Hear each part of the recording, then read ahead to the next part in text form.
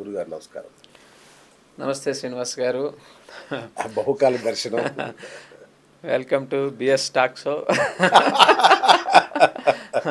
ముందుగా గురుగారు నాకు అవకాశాన్ని కల్పించినందుకు చాలా అది మా కృతజ్ఞతలు మా తెలియజేసుకుంటున్నారు. మా అదృష్టం గురుగారు, మా ప్రేక్షకుల అదృష్టం. ఎందుకంటే మంచి టాపిక్ ఇది ఇవాళ యాక్చువల్గా. కనీవిని ఎరగని స్థాయిలో 12 ఏళ్లకు ఒకసారి వచ్చే గురుదశ ఇప్పుడు రావడం. నాకు ఇంకొక అద్భుతం ఏంటంటే ఫ్రెండ్స్, ఏ గురువుగారు కూడా ఇలా ముహూర్తం చూసుకొని ఇంటర్వ్యూ చేయరు. ఈ ఒక్క గురువుగారు మాత్రమే ప్రతిసారి అద్భుతమైన ముహూర్తంలోనే ఇంటర్వ్యూ చేస్తాం మేము. సో, ఇవాళ మీరు చాలా పర్టిక్యులర్‌గా ఈ ముహూర్తానికే అని మనం ఎప్పటినుంచో అనుకుంటున్నాం. ఏంటి ముహూర్త బలం అసలు? చెప్తాను. ముందుగా మీకు ముహూర్తం గురించి చెప్పేటప్పుడు నమో వెంకటేశాయ, కలియుగ దైవమైన ఆ ఏడుకొండల వాడిని ఒకసారి స్మరించుకొని ఒక కీర్తనతో మొదలు పెట్టుకుందాం మనం. స్వామివారి ఆశీస్సుల్ని నిండుగా మెండుగా దండిగా తీసుకొని ఈ ఇంటర్వ్యూని మనం స్టార్ట్ చేద్దాం. ఎప్పుడు అందరికీ తెలిసిన కీర్తన అయినప్పటికీ నారాయణ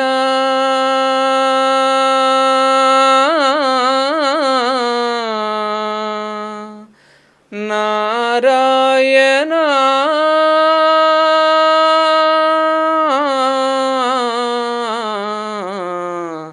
నారాయణ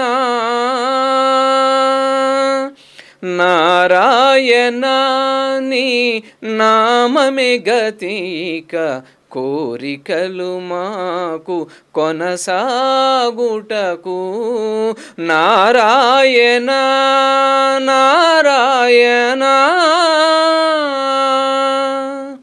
పై పై ముందట భవజలది దాపు వెనుక చింతాజలది పై పై ముందట భవజలది దాపు వెనుక చింతాజలది చాపలము నడుమ సంసార జలది తేపయేది ఇవి తెగనీదుటకు నారాయణాని నామమే గతిక కోరికలు మాకు కొనసాగుటకు నారాయణ నారాయణ నమో వెంకటేశాయ. ఒక్క క్షణం మన స్టూడియోని తిరుమలగా మార్చేశారు. దీని అర్థం కూడా వివరిస్తే మేము ఇంకెంత సంతోషపడతాం. ఇప్పుడు మనకి ఈ కలియుగానికి అధిదైవం వెంకటరమణుడు కాబట్టి నారాయణ నీ నామమే గతి, మా కోరికలన్నీ నెరవేరాలంటే కేవలం నామమాత్రం చేత నామస్మరణ చేయడం ద్వారా నీ కోరికలను నేను నెరవేరుస్తున్నాను అని ప్రతిజ్ఞ చేసి అక్కడ ఉన్నాడు ఆయన మనకి. ఓకే, ధర్మబద్ధమైన కోరికలను ఏనాడైనా సరే నువ్వు కోరితే నేను నెరవేర్చడానికే ఇక్కడ ఉన్నాను. నీ జన్మజాతకంలో ఎంతటి ఇబ్బందికరమైన దోషాలు ఉన్నా, గ్రహస్థితులు నడుస్తున్నా సరే వాటన్నిటినీ కూడా నేను పక్కన పెట్టి నా యందు మనసు పెట్టి నన్ను అడిగినప్పుడు ధర్మబద్ధమైన కోరికలను ప్రతి ఒక్కదాన్ని నేను నెరవేరుస్తాను అని మాటిచ్చి ఆయన అక్కడ నిలబడి ఉన్నాడు. కాబట్టి మనకి సంసారం అనే బంధనాలు ఎన్నో మన ముందున్నాయి.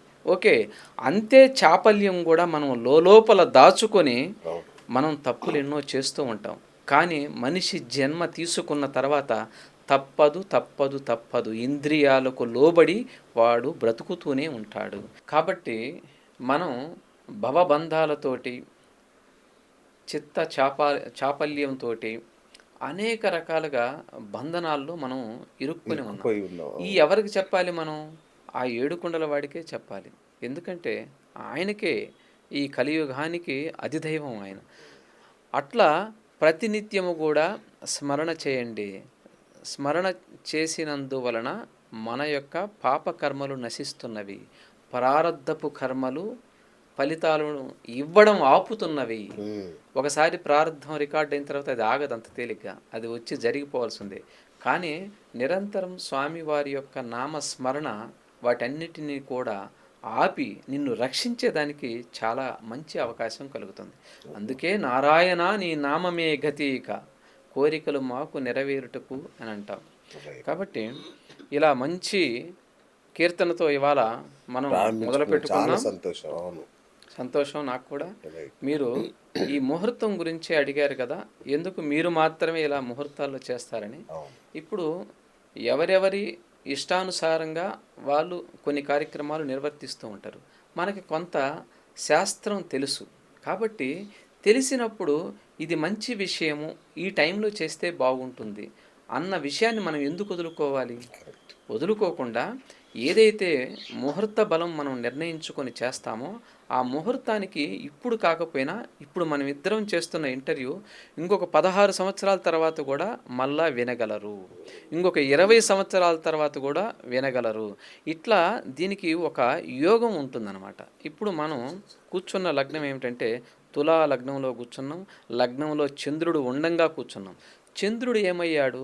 దశమాధిపతి అయ్యాడు, వృత్తి స్థానాధిపతి అయి లగ్నంలో ఉన్నాడు. ఓకే, ఈ వృత్తి స్థానంలో పరమ ఉచ్చ పొందిన గురువు ఉన్నాడు. గురువు అంశ మహాపురుష యోగంతో గురువు ఉన్నాడు. కాబట్టి ఏంటంటే విశాఖ నక్షత్రంలో 3వ పాదంలో మనం దీన్ని చేస్తున్నాం. అంటే విశాఖ నక్షత్రం 3వ పాదం గురు మహర్దశ ప్రారంభమవుతుంది. దీనికి విశేషం ఏమిటంటే ఈ గురు మహర్దశ ప్రారంభమైనప్పుడు 2034 వరకు కూడా గురు మహర్దశే నడుస్తుంది ఇక్కడి నుంచి కూడా. కాబట్టి ఉచ్చ స్థానంలో ఉండంగా గ్రహస్థితి మనం ఎప్పుడైతే లగ్నం పెట్టుకుంటున్నామో దాని యొక్క పవర్ ఒక 10 సంవత్సరాల పాటు చాలా బాగా గొప్పగా యోగిస్తుంది. అందుకనే నేను ముహూర్త నిర్ణయం చేస్తాను. కాబట్టి ఏదైనా షాపులైనా జననమైనా ఎందుకు ముహూర్తాలంటే మన జన్మజాతకంలో ఏదైనా ఇబ్బందులు ఉన్నప్పుడు ఇలాంటి ముహూర్తాలు మనకి బలాన్ని కల్పిస్తున్నవి. ఓకే. ఇక అసలైనది కర్కాటక రాశిలోకి గురువు ఉచ్చస్థితి పొందారు, ఇప్పుడు హంసయోగం నడుస్తుంది అన్న మాట విన్నాను నేను. ఏంటి గురుగారు ఇది? మనకి 12 సంవత్సరాలకు ఒకసారి గురువు కర్కాటక రాశిలోకి వస్తాడు. అంటే సంవత్సరానికి ఒక రాశిలోకి మారుతూ ఉంటాడు. కాబట్టి ఇప్పుడు మనం కర్కాటక రాశి నుంచి లెక్క పెట్టుకుంటే జూన్ 3వ తారీఖున మనకు వచ్చాడు. మళ్ళా నెక్స్ట్ జూన్ వరకు కూడా అతను అక్కడే ఉంటాడు కర్కాటక రాశిలో. అతిచారం కింద అక్టోబర్ 30 నుండి జనవరి 29 వరకు సింహరాశిలోకి వెళ్తాడు. వెళ్ళినప్పటికి కూడా మళ్ళీ రివర్స్ వస్తాడు. కానీ ఈ పరిణామం ఏమిటంటే 12 సంవత్సరాలకు ఒకసారి ఉచ్చ పొందినప్పుడు కొన్ని కొన్ని లగ్నాలకు విశేషమైన రాజయోగాన్ని కల్పిస్తాడు. ఓకే. అందుకని ఏంటంటే ఈ సమయాల్లో ఎవరైనా సరే పిల్లలకు సిజేరియన్స్ పెట్టించుకున్నా, ఓకే, ప్రతి వాళ్ళు అంటారు సిజేరియన్ పెట్టించుకుని ముహూర్తం చేయించకూడదు అంటారు. అది తప్పు, నా ఉద్దేశంలో తప్పు. ఎందుకనగా ఒకప్పుడు రాజులు పిల్లలు రాజులే అయ్యేవాళ్ళు. ఎందుకు అయ్యేవాళ్ళు? ఎలా అయ్యేవాళ్ళు? ద్రష్టలు ఉండేవాళ్ళు వాళ్ళ యొక్క సభలో. కాబట్టి ఏది మంచి ముహూర్తం, ఎప్పుడు జన్మించాలని వాళ్ళు నిర్ణయం చేశారు. కాబట్టే అద్భుతమైన పిల్లలు కొన్ని సంవత్సరాల పాటు, కొన్ని యుగాల పాటు రాజుల పిల్లలు రాజులుగానే వృద్ధిలోకి వచ్చాడు. ఇప్పుడు తల్లిదండ్రులు ఎంతటి సంపాదనలో ఉన్నా పుట్టే పిల్లలు అనేక రకాలుగా వ్యసనాలతోటి, ఓకే, అదృష్టం లేకుండా పుడుతున్నారు. అలా ఎందుకు కల్పించుకోవాలి? మనకు అవకాశం ఉంది. ఇప్పుడు